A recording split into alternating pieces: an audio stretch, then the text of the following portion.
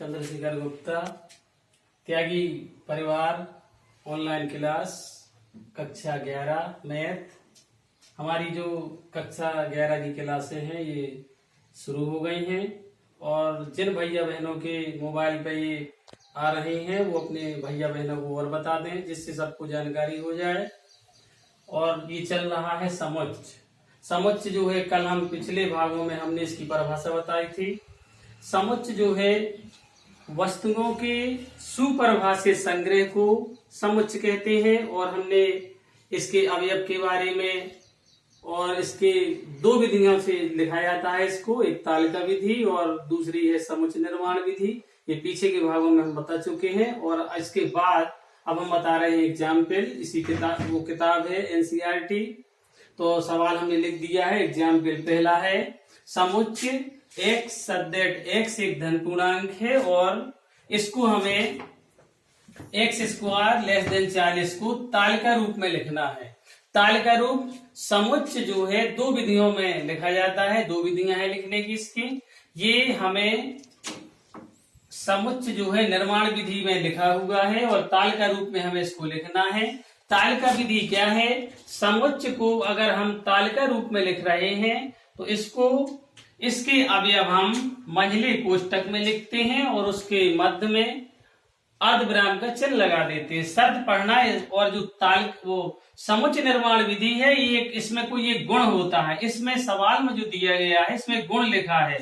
x के बारे में उसने बताया कि धन पूर्णांक है। हमें जो है जो अवयव जो समुच्च लिखना है धन पूर्णांक के रूप में लिखना है। उसने शर्त बता दी है कि जो वर्ग करेंगे हम वो 40 के अंतर्गत 40 से कम संख्याओं का लेना है। अगर हम x की जगह 1 रख रहे हैं तो 1 का जब वर्ग करते हैं तो 1 का वर्ग हमारा 1 होगा। 1 गुणा 1 अगर 2 का वर्ग कर रहे हैं तो 2 का वर्ग करेंगे 2 गुणा 2 4।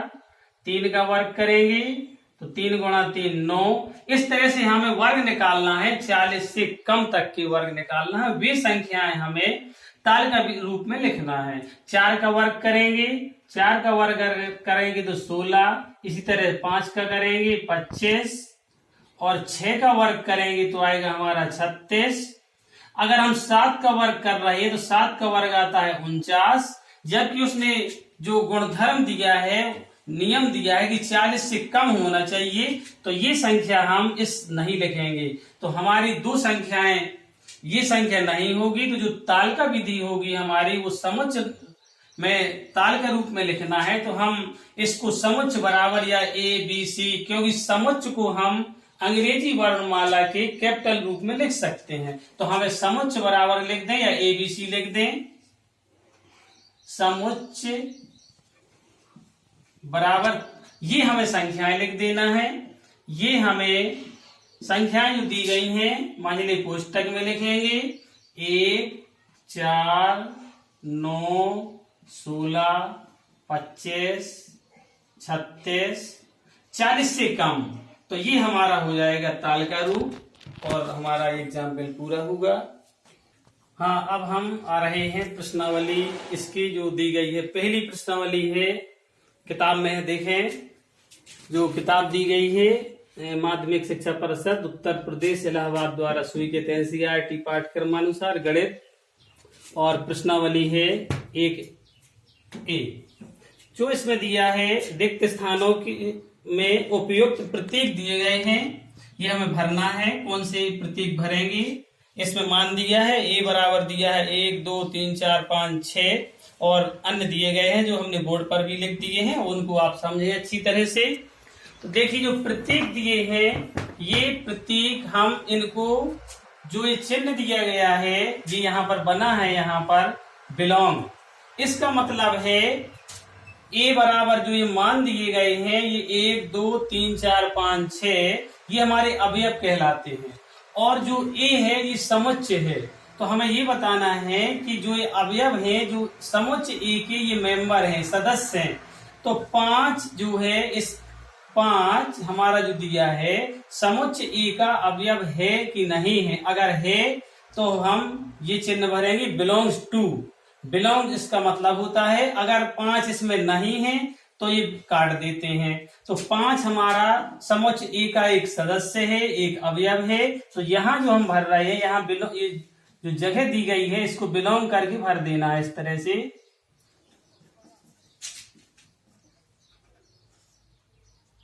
बिलोंग। और इसी तरह 8 है, 8 इसमें नहीं दिया गया है, कोई भी अवयव इसमें 8 नहीं है, तो बिलोंग करके काट देंगे, इस तरह से भर देंगे और इसको काट देंगे। 0 भी नहीं है इसमें, इस तरह से इसको बनाएंगे ऐसे और काट देते हैं। इसी तरह से हमारा 4 दिया है, बिलोंग भर देना है इसमें, ऐसे बिलोंग करके भर दिया करें। 2 भी दिया है, अवयव है, 2 जो है अवयव ए का है। 10 इसमें नहीं है, तो नहीं करके काट देंगे, अवयव बना के ऐसे बिलोंग टू का चिन्ह है और काट देंगे। तो इस तरह से हमें भरना था। पहले के सवाल में देखना है अवयव है या नहीं है। अगर इसमें नहीं है तो काट देंगे, ये नहीं है, अगर है तो बिलोंग भर देंगे। इस तरह से पहले सवाल में हमें भरने थे। ये हमारा सवाल नंबर पहला हो गया। अब देखिए, अब हम आ रहे हैं इस प्रश्नावली का सवाल नंबर दूसरे का पहला। तो सबसे पहले हम जो पहला प्रश्न दिया है दूसरे का पहला भाग, इसको बहुत अच्छी तरह पढ़ें और हम पढ़ रहे हैं। देखिए, इसमें जो है पहले दूसरे के पहले में लिखा है, इसमें जे अक्षर से प्रारंभ होने वाले वर्ष के सभी महीनों के नाम का समुच्चय। तो इसमें देखेंगे हमें जो है वर्ष में पता होना चाहिए कितने महीने होते हैं। वर्ष में 12 महीने होते हैं। हमें उन महीनों के समुच्चय बनाना है जिनके अक्षर जे से आरंभ होते हैं। तो वर्ष में जो 12 माह होते हैं, जनवरी, फरवरी, मार्च, अप्रैल, मई, जून, जुलाई, अगस्त, सितंबर, अक्टूबर, नवंबर, दिसंबर, तो हमें वे नाम लिखना है जिनके नाम के आगे जे हो। तो हमारा सबसे पहले जनवरी, इसमें भी जे है, इसके बाद जुलाई, इसके बाद है जून। 3 माह ऐसे हैं वर्ष के जिसमें सबसे पहले पहला अक्षर जे आता है। तो हम समुच्चय के रूप में लिख देंगे जनवरी, जुलाई, जून। ये हमारा समुच्चय बन गया, ये सुपरिभाषित है, इसलिए हमारा ये समुच्चय है। तो हमें सिर्फ यही लिखना था, समुच्चय बताना था या संग्रह करना था। हमारा संग्रह हो गया। इसी संग्रह को, वस्तुओं के संग्रह को ही तो समुच्चय कहते हैं हम। तो हमारा ये जनवरी, जुलाई, जून, ये इसका आंसर हो गया। अब देखेंगे दूसरे का दूसरा प्रश्न। इसमें हमें बताना है भारत के 10 सबसे अधिक प्रतिभाशाली लेखकों का संग्रह। इसमें हमें बताना है प्रतिभाशाली लेखकों का संग्रह। तो प्रतिभाशाली लेखक का मतलब है हम अपने प्रतिभाशाली लेखक जो है ये निश्चित नहीं कर सकते कौन प्रतिभाशाली है कौन नहीं है, क्योंकि अपने आप में सब लोग विद्वान होते हैं। कोई भी लेखक है हर उसमें अलग अलग होता है और विद्वान होता है। तो हम इसको सबको प्रतिभाशाली मानते हैं और कोई किसी क्षेत्र में कम भी हो जाता है, इसलिए ये परिभाषित नहीं है, ये समुच्चय नहीं होगा इसका। अब देखेंगे इसी का तीसरा भाग। तीसरे भाग में लिखा है विश्व के सर्वश्रेष्ठ 11 बल्लेबाजों का संग्रह। तो देखिए ये जो बल्लेबाज दिया गया है 11 बल्लेबाजों का संग्रह। तो क्रिकेट जो है, क्रिकेट एक चांस होता है, जरूरी नहीं है कि कोई अच्छा खिलाड़ी हो फिर भी वो आउट हो जाता है, और जो कमजोर खिलाड़ी है वो भी ऐसा कहा छक्का घाल दे। तो अच्छा जो बल्लेबाज होते हैं ये भी परिभाषित नहीं है, क्योंकि हम किसी को नहीं कह सकते कि ये अच्छे बल्लेबाज है, बहुत कम ऐसा कह सकते हैं। तो ये भी परिभाषित नहीं है, ये समुच्चय नहीं होगा। अब आते हैं हम चौथे में। चौथे में हमें बताना है आपकी कक्षा के सभी बालकों का संग्रह। तो विद्यालय में कोई भी विद्यालय हो, कोई भी क्लास हो, उसमें जो बालक होते हैं, जो विद्यार्थी होते हैं, उनकी कक्षा में उनकी संख्या निश्चित होती है। कोई भी हम नाम ले सकते हैं, लेकिन वो छात्र निश्चित है। किसी क्लास में 30 होंगे, किसी में 20 होंगे, किसी में 25 होंगे। तो क्लास में बालकों की संख्या निश्चित होती है, इसलिए वो सुपरिभाषित है और समुच्चय होगा। समुच्चय के अगर हमें उस रूप में लिखना है, हम किसी का नाम लिख सकते हैं। नाम में हम कोई भी नाम लिख दें, राम, श्याम, मोहन, आकाश डॉट डॉट करके कर सकते हैं, ये समुच्चय है। इसके बाद है सवाल नंबर 5वां। 5वें सवाल में कहा गया है 100 से कम सभी प्राकृतिक संख्याओं का समुच्चय। हमें 100 से कम संख्याएं लिखना है। सबसे पहली बात तो आती है प्राकृतिक संख्याओं की। प्राकृतिक संख्याएं क्या हैं?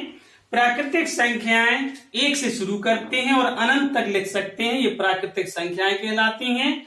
लेकिन उसने शर्त रख दी है कि 100 से कम लिखना है।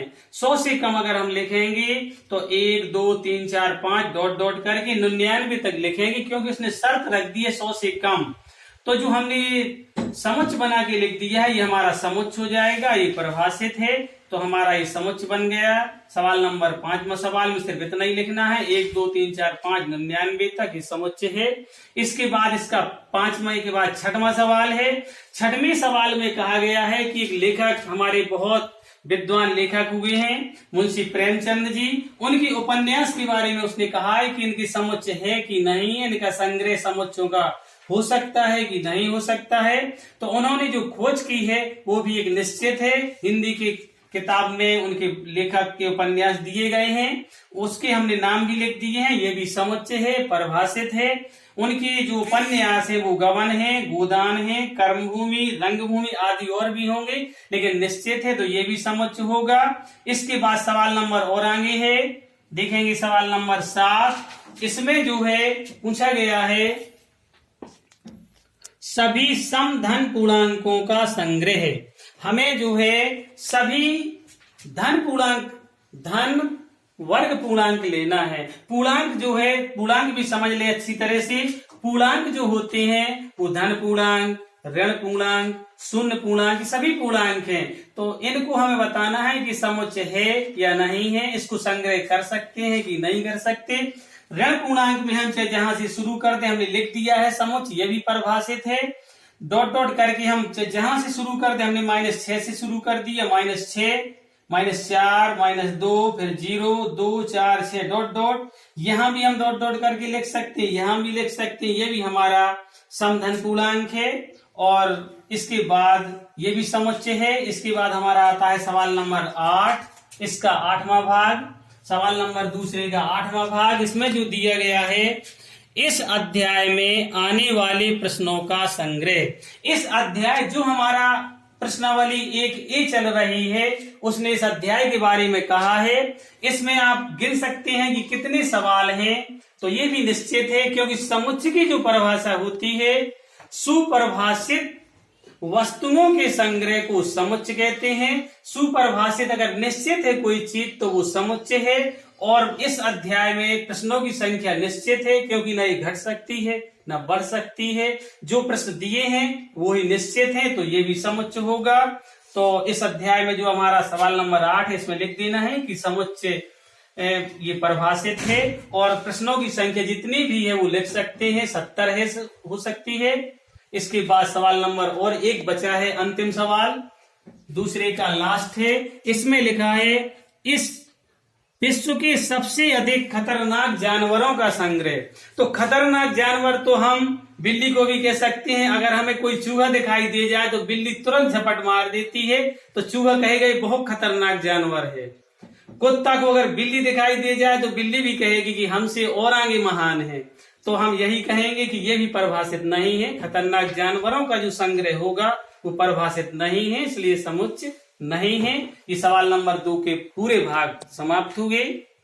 हाँ, देखिए अब सवाल नंबर तीसरे सवाल में कहा गया है, हम पढ़ रहे सवाल किताब से देखकर, 1 से लेकर 30 तक की संख्याओं में से उन संख्याओं के समुच्चयों को बनाओ। तो देखिए हमने जो है 1 से 30 तक की संख्याएं लिख दी हैं, बोर्ड में भी लिख दी हैं और सवाल में भी दिया गया है। अब दिया गया है पहला सवाल, तीसरे का पहला सवाल। हमें वे उनका समुच्चय बनाना है, उन संख्याओं का समुच्चय बनाना है तीसरे के ए में जिनके अंत में 5 हो। सवाल नंबर इसमें दिया है जिनके अंत में 5 हो। तो इसमें जो है हमने 1 से लगाकर 30 तक की संख्याएं लिख दी, गिनती लिख दी हमने 1 से 30 तक। इसमें हमें सबसे पहले वाले प्रश्न तीसरे के पहले भाग में दिया है वे उनका समुच्चय बनाना है जिनके अंत में 5 दिया हो। तो देखो एक 5 है हमारा, इसके बाद और 5 एक 15 है और इसके बाद एक 25 है। तो 3 अंक हमें लिखना है समुच्चय के रूप में। तीसरे के पहले भाग में यही उत्तर हो जाएगा 5, 15, 25। इसमें भी 5 है का ही अंक, इसका भी है और इसका भी है, तो ये इसका उत्तर हो गया तीसरे का पहला। अब आएंगे हम तीसरे के बी में। तीसरे के बी में हमें वे अंक लिखना है जिनके अंत में 7 दिया हो। देखो कितनी सिंपल बात है, 7 हमारा देखो एक 7 ये है, एक हमारे इसके बाद 17 है और इसके बाद एक 27 है। इन तीनों को लिख देंगे तो दूसरा सवाल तीसरे का दूसरा भाग हो जाएगा बी नंबर। समुच्चय बराबर 7, 17, 27, ये इसका उत्तर हो गया बी। अब आएंगे हम सी में। सी वाले प्रश्न में कहा गया है कि जिनके अंत में 0 दिया हो, शून्य दिया हो। जिनके अंत में शून्य दिया है तो उसमें देखिए शून्य के लिए हमारा एक 10 है और इसके बाद एक 20 है और इसके बाद 30 है। इस तरह से ये इसका उत्तर हो जाएगा सी का। इसके बाद हम डी पे आते हैं। हमें डी वाले प्रश्न में हम सवाल पढ़ रहे हैं। डी में क्या दिया है, इसमें दिया है जिनकी अभाज्य संख्याएं हों। 1 से लगाकर 30 तक में हमें अभाज्य संख्याएं छांटना है। अभाज्य संख्याएं जो होती हैं वो 1 से नहीं शुरू करते हैं क्योंकि 1 ना भाज्य संख्या है और ना अभाज्य संख्या है। 2, 3, 5, 7, 11, 13, 17, 19, 23, 29 ये हमारी भाज्य संख्याएं हैं। ये हमारा समुच्चय बन गया डी का, अभाज्य संख्याएं हैं। अब ई नंबर पर आते हैं। ई नंबर में हमें 1 से लगाकर 30 तक में हमें सम संख्याएं लिखना है और सम संख्याएं हमने लिख दी हैं 2 से लगाकर 30 तक। ये सभी सम संख्याएं हैं, हमारा समुच्चय बन गया, ये ई हो गया।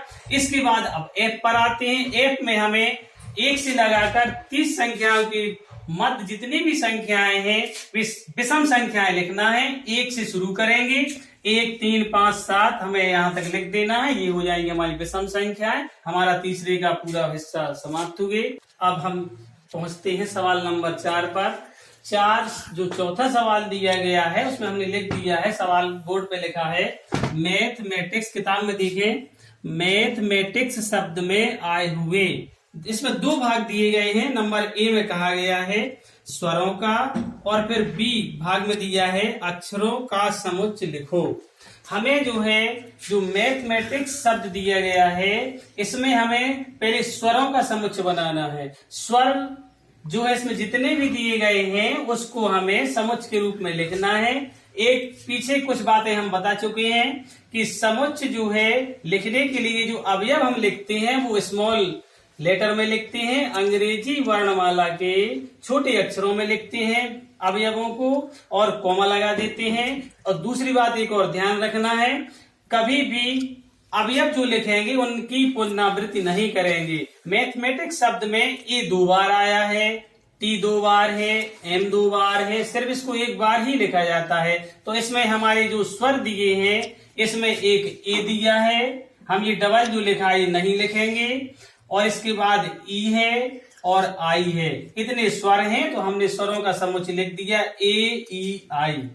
इसके बाद बी भाग में दिया है अक्षरों का समुच्चय। इसमें जितने भी अक्षर दिए हैं उनको 1-1 बार लिखेंगे, पुनरावृत्ति बिल्कुल नहीं करेंगे। एम दिया है ए, टी, एच, ई, आई, सी, एस। इस तरह से हम ये अक्षरों का समुच्चय बना देंगे, इसकी डबल नहीं करेंगे, पुनरावृत्ति नहीं करेंगे। अब ये हमारा हो गया सवाल नंबर 4 का दोनों भाग।